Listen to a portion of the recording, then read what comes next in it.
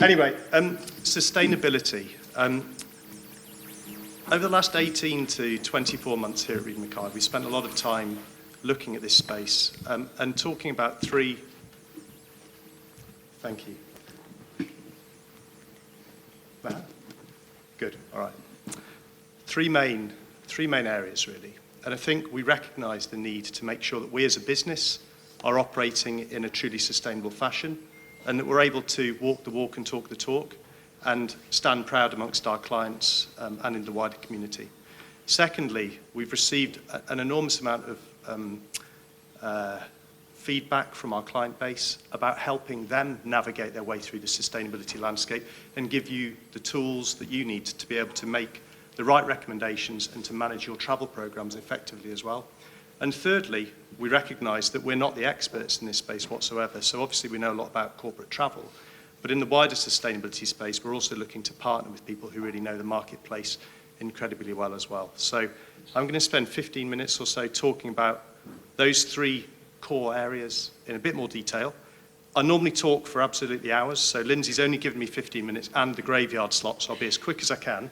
But firstly, from a Reed Mackay perspective, look, we've got a long history of being leaders in the sustainability space. We're the first ever TMC to achieve the ISO 14001 accreditation, and that's an accreditation we still hold today.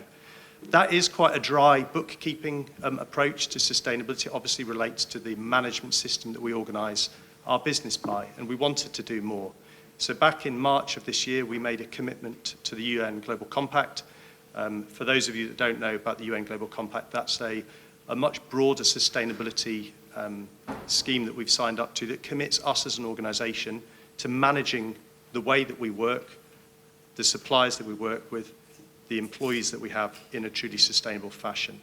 That commits us to releasing an annual commitment on progress, which will take the form of a sustainability report, which is due out in the early part of 2022.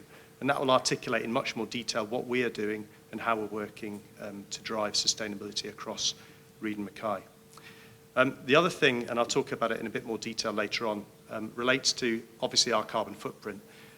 As a business that's owned by TripActions, we're not able to set a science-based target, although we were very, very close to doing so pre-acquisition.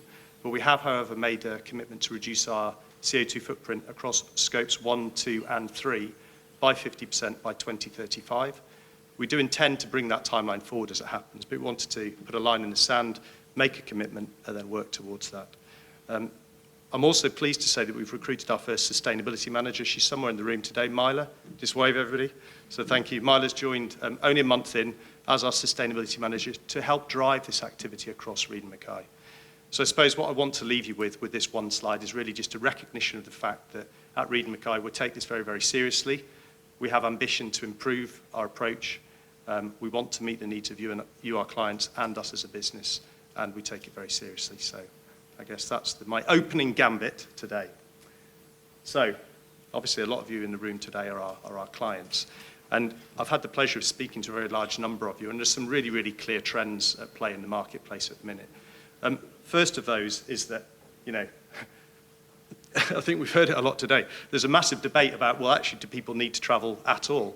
And that's something we're talking to our clients with on a daily basis. So look, we recognise the need as a business, or rather the fact that travel will be lessened over the course of the coming years, necessarily both from a COVID-related perspective, but also the fact that we all want to operate in a more sustainable fashion. And we respect that, and we want to help you achieve that. Secondly, for any travel that is undertaken in the modern world, it's come under just so much more scrutiny, both for health reasons, COVID-related, but also for sustainability reasons. I've spoken to a large number of clients who have embedded sustainability at the very heart of their travel program. I think we heard from Caroline Strachan earlier on about the fact that, it's actually one of the key decisions within that sort of decision-making process. And sustainability is really, really core. So lots of clients are actually making it far harder for their employees to travel than they used to. And then once people do actually say, right, we are going to travel, then undertaking that in the most sustainable way possible. So again, lots of conversations with clients about how they can travel, but in a more sustainable fashion. And I'll talk in a bit more detail about that later on. And the final one is that, I think sort of point 101, if you like, with regards to sustainability is every single client I've spoken to is trying to get a really, really clear handle on what their carbon footprint actually is. So obviously, from a corporate travel perspective, we're well positioned to give you that detail. But we're not only talking to clients about the travel that's booked through us. You know, you've got a very, very long value chain in terms of the suppliers that you work with, and how can you quantify that very, very accurately? So I'd say at a very, very high level, these are the kind of conversations that we're having with clients at the moment, and how we can help and be part of that journey. So why is this? Okay, so, you know, obviously sustainability is important, but Reed Mackay, we're a corporate travel agency, so why are you asking us all these questions? You know, we're not sustainability experts. Well, what we are experts is the professional services sector.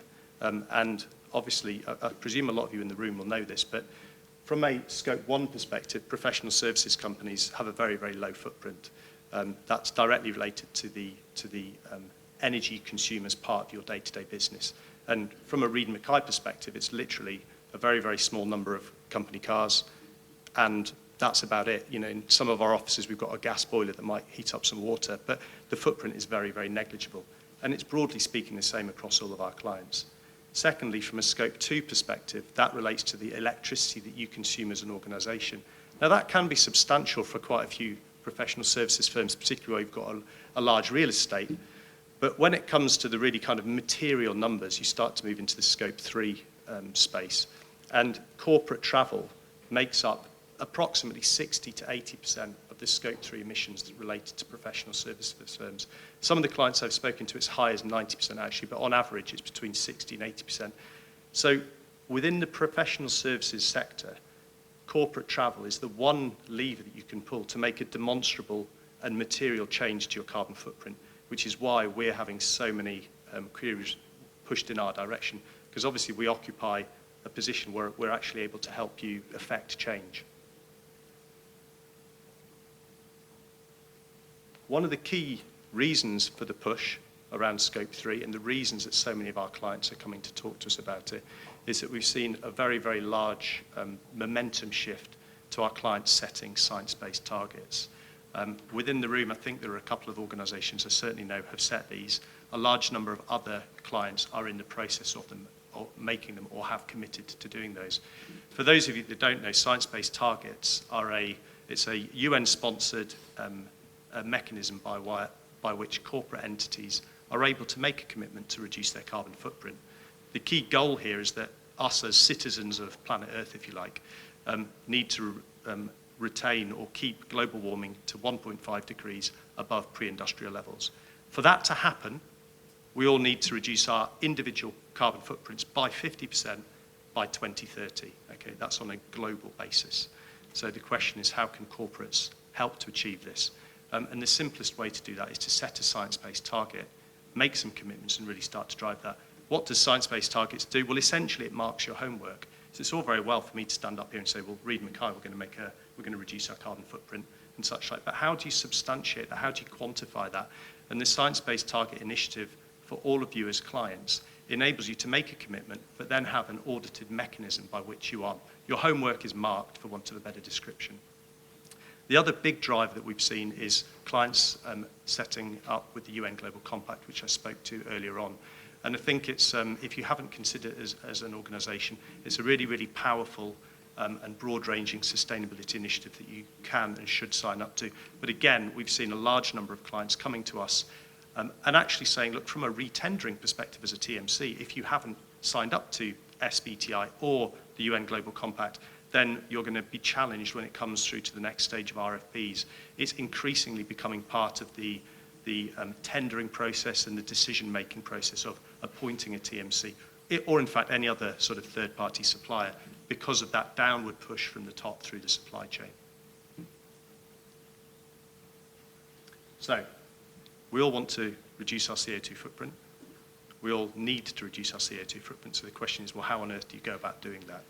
So what you can see here is a reverse pyramid, which really talks about each of these things. So already, and in fact, before COVID, before this, like the last push with regards to sustainability, I'm sure all the travel managers in the room and all the budget holders would have wanted to reduce any unnecessary travel.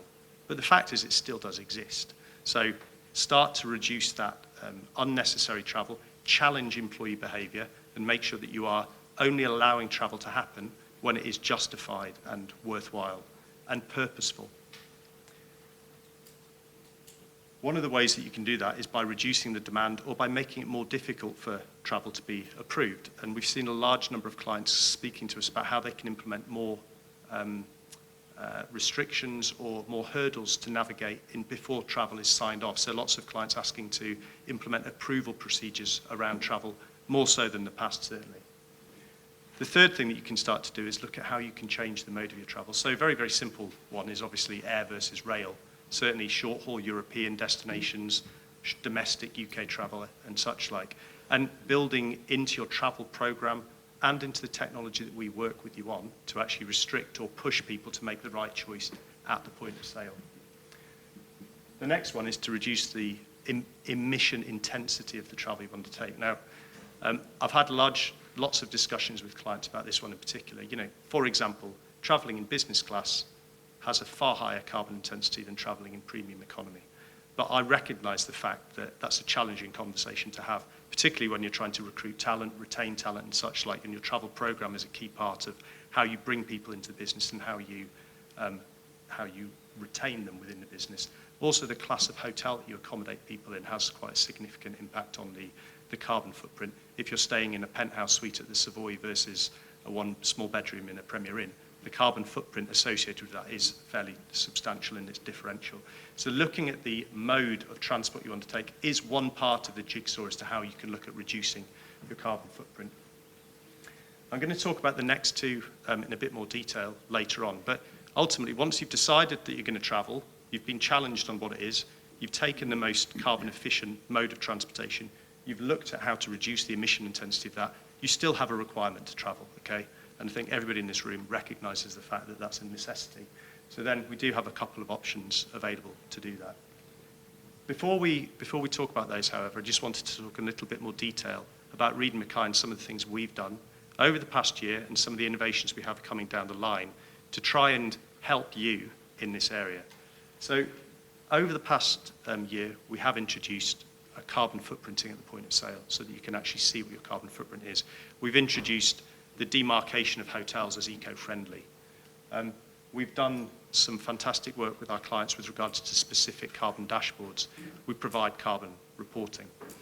But we recognise the fact that that isn't enough. And actually, when we heard Caroline speaking earlier on about the contextualisation of carbon footprinting, the policy parameters around that, one of the innovations we've got coming for early next year is a sustainability module, which will be built into both our client-facing technology and our consultant-led technology, which will enable this contextualization and the direct evaluation of the carbon footprint to be delivered to you at the point of sale. An example of this would be the flight between London and New York might have a carbon footprint of 1,000 kilograms of CO2 on American Airlines, 900 on BA, 800 on Virgin, 700 on Delta. That's just an example, BA at the back, but you know, so just an example. So in that scenario, what our clients are asking for is the ability to differentiate between those. So at the minute, when you're searching for a flight or when our consultants are looking for a flight, you're given a flat average. All of those individual flights would be given the same carbon footprint. The technology that we're bringing in the early part of next year will enable a differentiation between them so that you can bias your travel policy so that it will allow you to take the lowest carbon option and disallow you from taking the highest carbon option. For example, now it's up to you as corporates to choose which of those is the one you want to do and which lever you want to pull and to what degree of sort of firmness, but that's information we'll make available to you. Equally, we will provide that contextualization so we can say, well, that particular trip you're booking is related or equivalent to heating your home for 18 months or whatever it might be. So we recognize the fact that we need to have more consumer-led technology to help you drive home the point about which the most sustainable form of travel is. How am I doing for time, Lindsay? We're hurtling. We okay? All right, fine. You've got probably 10 minutes. Okay. Right, well, the last two slides I'll be very quick on then. So obviously, once you've decided to travel, you've made all the right buying decisions, you still need to do something with the residual CO2 that you produce. So clearly, carbon offsetting is one of those things. A large number of our clients already have carbon offsetting relationships with large providers. If you don't, we're able to support that through our relationship with Climate Care and Natural Capital Partners. And the final thing that we're able to do is we've just recently signed an agreement with Neste, who are the world's largest producers of sustainable aviation fuel, which enables a direct reduction in your carbon footprint. So if, let's say, last year you produced 1,000 tons of carbon dioxide, if you were to facilitate or to purchase sustainable aviation fuel to an equivalent amount, your carbon footprint is reduced by 80%. Now, I won't bore you with the detail of the science behind this. Anybody that's interested, I'm more than happy to talk to you offline or arrange a call through your client success manager, that's no problem. But at a very, very basic level, sustainable aviation fuel works by re-refining waste and unwanted cooking oils, animal fats and such like. It's then re-refined and put into an aircraft, and it reduces the carbon footprint of that plane by 80%. So it's a very real and available solution. And that's something I'd be more than happy to talk to you. But that does enable a direct reduction in your carbon footprint when you're traveling. It's very, very in its infancy. It's something that's on a day-by-day basis. The science and the technology and the value chain is improving upon on a daily basis. And it's something I'd be delighted to talk to you more about in the future. So that is a really, really, really whistle-stop run-through of where we're at. So thank you for your attention. It's appreciated. And I'm available for any questions later on. Linda. Thanks, Chris. Have a seat. Thank you very much. Very prompt. So one supply partner that we have that's doing great stuff in this space, Jason, do you want to take the podium? And I'll pick your slide up, is FreeNow. So if we hear from you, Jason, on what you're doing and ground transport as a category in general, and then we can do questions quickly before we head into lunch. So over to you. Thank you very much. And before we start, Chris, were you in this pub that had the lockdown or the lock-in for 72 hours with the Oasis tribute band? I have to say, I have visited that pub on a number of occasions, desperately hoping for snow, and it's never happened. So yeah, it's not too far away though. So yeah, I know it well. Well, I'll take your word for it. Not too sure. I'm sure you were there and told everybody you were. Thank you very much. My name's Jason from FreeNow for Business. I've got about 5-ish minutes, so bear with me. I'm going to take you through a bit of a run-through of our Green Pledge and what FreeNow for Business are doing in the ground transportation space. So where are we now? Ground transportation remains the one category that has very little visibility, very little consolidation, but will have a huge impact on your Scope 3 CO2 emissions. As a taxi, PHV, and micromobility partner or platform, we've recognized that we need to take the lead on sustainability, and we want to be the first one out there with really ambitious goals to really push ourselves as a leader. We're an asset-light mobility tech company, so the single most impactful lever that we can pull to push the industry forward is to get the drivers who use our app to change from combustion engines into more efficient, greener vehicles, EVs and ZECs. So you'll hear EVs and ZECs as I go through the presentation. EVs is electric vehicles, ZECs is zero emission capable. That should save you about 30 seconds towards the end. So, lots of examples we're going to go through today. A lot of them are going to be very specific to London because it's where we are at the moment, and it's probably the one city that was actually the largest ride-hailing and taxi market globally, and it's the one that we can probably identify most to in this room.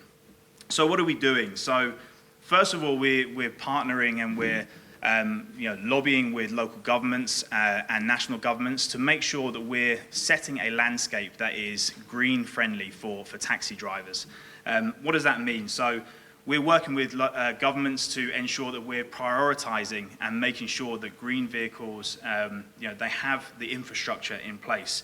we are trying to embed our commitments into the government's greening commitments and to ensure that we are the benchmark for what the industry is striving for. Whilst we're doing that, what we also want to do is we want to make sure that we have the infrastructure in place. And it's well documented that people are wanting to switch to EVs and ZECs, but they just don't have the ability to charge it, whether they don't have charge points at home or they don't have driveways where they can park their cars. What we're doing is we're actually going to be, we're using our sister company Charge Now, and we're going to be putting in 175,000 charge points throughout Europe, and that's to ensure that we're putting charge points in the right places, and we're doing community hubs as well, and being able to subsidize the drivers that use us so that they can charge their cars for cheaper rates than what they would do normally. 10 million is going to be invested into passenger incentives. We know at the moment that 60% of people want to use greener options when they're traveling in taxis and private hire vehicles. So we're going to be spending this money on campaigns. We're going to be promoting more green options. We're going to be providing subsidies to make it cheaper for people to actually use them. A side note to that is when you're on our platform, if you actually book a zero emission or EV vehicle, it's the same price as a combustion engine vehicle. So you shouldn't be paying any more, but we want to make it more better for people to move into greener options. But education is key for this. And we understand that people, they want reliability and they want to get there. And sometimes they feel that using a greener option might be a longer wait. So we're going to be, putting on our app more educational pieces to actually tell people what the impact they're having by taking a green EV or ZEC as opposed to a combustion engine vehicle. Carbon offsetting. Carbon offsetting we know is complementary, but it's not the cure. So what we've actually taken the step of doing is offsetting all of our trips from the beginning of 2020. And so far to date, we've actually offset over 280,000 tons of carbon emissions since then. So that's equivalent of 224,000 cars driven in a year. We take part we're selective in the projects that we take part in. So the 3 projects that we put our carbon offsetting into is forest protection in Peru, wind farms in Indonesia, and then afforestation and regeneration of forests within the EU as well. Our biggest investment is actually going into supporting our drivers. So we're currently working with manufacturers and OEMs, and we are putting discounts in place for drivers to move into ZECs and EVs. We understand that also that there are grants available out there, so we're also helping drivers navigate through the complex grant process that government's put in place so that they can essentially make it cheaper for them to move into better, more sustainable vehicles. We also prioritize our drivers who have ZECs and EVs at the moment, so they actually get first priority on the jobs that come through. So they're the ones that will get first dibs, if you like, on the jobs that we have out there at the moment. And we're also ensuring that those drivers that they have better incentives and they get better deals for taking those passengers along. So we're promoting drivers to move across to those vehicles as opposed to staying in the existing combustion engine. What does it mean for you? So corporates, we offer dedicated reporting. The detailed reports that we provide, they analyze the trip distance, the vehicle type, the speed of the journey, and other factors, and we try and make it as detailed as possible. And with our partnership with Reed & Mackay, we are able to feed that data back, and then that is where you can then see the whole impact of your Scope 3 emissions with that partnership. And where possible, we can mandate EVs for your staff so that essentially you can ensure that they are only using the green options that are available. And lastly, we talk about London specifically, but this has been replicated across the 11 territories that we operate in. We're going to be phasing out older vehicles. So for 2021, we're pushing the incentives that we've just talked about, trying to get drivers to move across into greener vehicles. At the moment, 60% of the rides that we have are actually undertaken in zero-emission capable or electric vehicles. In 2022, we're going to be increasing our EV rides to over 70%, and we're going to stop onboarding cars which emit over 111 grams of CO2 per kilometre. 2023, we're going to step it up even more. So we're going to have over 80% of our rides in EVs and ZECs, and we're going to stop onboarding cars that emit over 50 grams of CO2 per kilometre. In 2024 in London, we will have fully electric or zero-emission capable taxis across the whole city. And that's going to be replicated throughout the UK. And for 2025, that's also going to be for private hire vehicles as well. Now, London, we've made it very, very ambitious target. For the whole of Europe, we're going to be zero-emission capable and EV 100% on all the tours by 2030.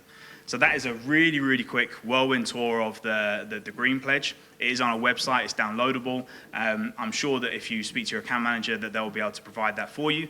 But open to any questions from the audience. Thank you very much, Jason. Do you want to rejoin us?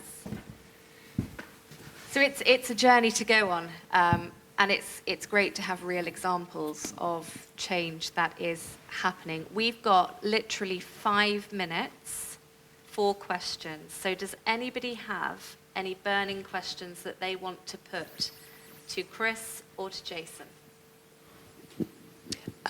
Question for Chris, actually. Chris, in your view, when do you think we'll be able to produce SAF at scale? Because ultimately, the more production, the cheaper it becomes, and we've got this dichotomy at the moment. So what would be your view if you were a betting man? Well, is this on? Okay, yeah, good.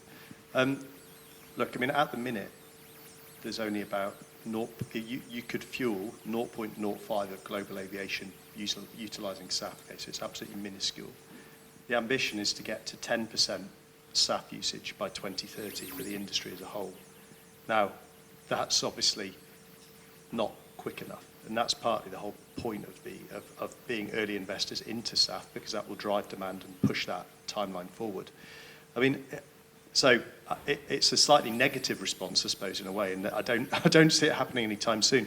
But at the same time, the airlines are also making massive improvements to their the efficiency of the planes that they use, and actually, COVID has been quite. I have to be careful. I'm not going to say helpful, but what it has done is it has fast-tracked some of that investment, and a lot of the really inefficient aircraft have been removed from service. So actually, you know, flights that are travelling now are more efficient than they were pre-COVID. And as SAF starts to feed into the sort of fuel supply of the airlines, then that it's a double benefit bounce, if you like. But look, quite frankly, there can't be enough. You know, it's not going to happen as quickly as we would like it to, unless there's a groundswell of demand and drive for it. I mean, we've already seen this year loads and loads of really great announcements from multiple airlines, multiple fuel suppliers about producing it. But the problem is it's just how quickly it comes on stream. So I don't know if I've answered your question there, Alex, but it's you know, the ambition is, yeah, yes, ultimately. And the thing is, SAF isn't the silver bullet. It's not going to solve all the problems today because there isn't enough of it, and it's also incredibly expensive. But if you know, that's why you need to have a sort of the full value chain of reducing demand, you know, challenging the need to travel, changing the mode, you know, offsetting where possible, and utilising SAF. If you do all of those things, then the overall aggregated impact of that is massively positive. So I don't think we should look at it as oh no, SAF, there isn't going to be enough SAF, you know, the world's going to end. That's not the case. It's just one part of a bigger jigsaw, really. Any other questions out there? Got one for you, Chris. Do you think COP26 was successful? Give me a break, guys. Come on. Really I've had a tough weekend.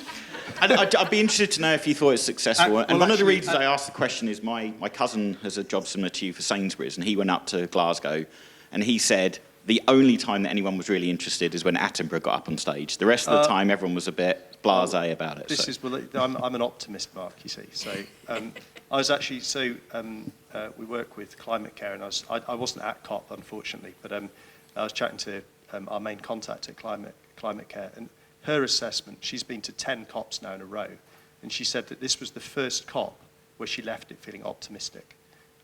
What she said was, look, it isn't all fixed, and they haven't, there isn't an easy solution to it, otherwise it would have come up with it. But what she did say was that this was the one COP she went to where she walked out the door at the end of it and thought, do you know what? And it's the first COP, for example, where the private sector and the wider business community, for example, has really got on board. And that's because of consumer demand. The kind of the sentiment of all of us in the room is changing. And you can see that corporate pressure coming. And ultimately, that is what will, deliver a lot of the push that's required. So I kind of, in speaking to her, I left feeling relatively optimistic, Mark. So. Any other questions out there before we wrap up? No. Oh. Question for Free now, actually. To what extent have you been impacted, or do you think you will be in the coming sort of 12 months by the limited manufacturing around cars because of chips and delivery and so on and so forth? So how has that impacted you so far this year and into next year, do you think? It's a great question. We've seen the industry's been really impacted, not just with the manufacture of cars, but the shortage of drivers. One thing that we've had to do, and we've had to pivot this year, is we were going to be phasing out some of the older combustion engine cars this year, but we've actually had to push that back a little bit, purely just to meet the demand that we have out on the streets at the moment. Our passenger pickup rate has dropped significantly in the last 3 months, just because of demand. Street hailing prior to COVID was really kind of,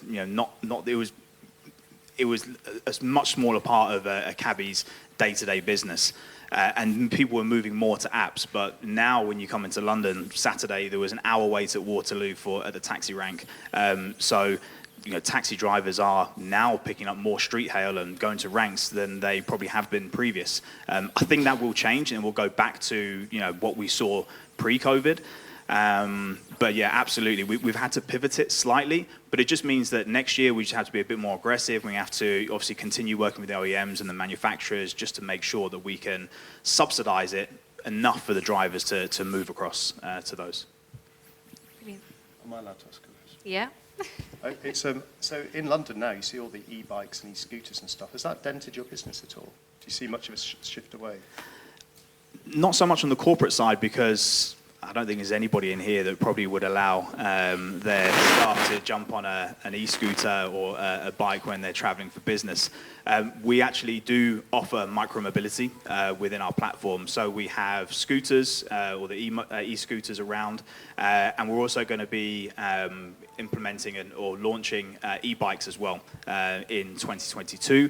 And that is part of our bigger other product that we offer, that is the mobility budget to clients. And that's to take away from car ownership and have mobility or mobility budget as an employee benefit, working alongside other benefits.